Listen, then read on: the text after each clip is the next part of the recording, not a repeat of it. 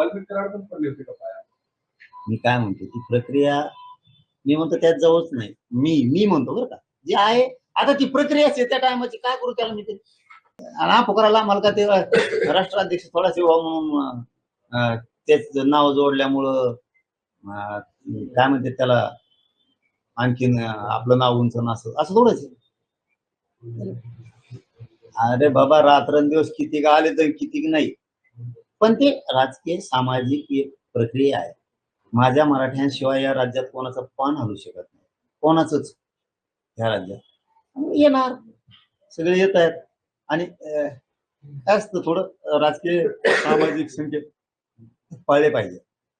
शेवटी काही बी नाही सांगितलं पाहिजे असं माझं वैयक्तिक म्हणणं.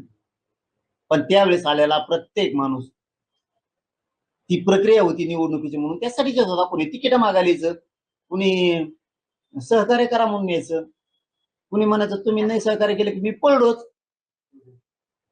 हा मी म्हणतो पूर्णतः ती प्रक्रियाच होती ना, ती प्रक्रियाच होती. प्रत्येक जण तिकीट मागायचा, कोणी मदत मागायचा.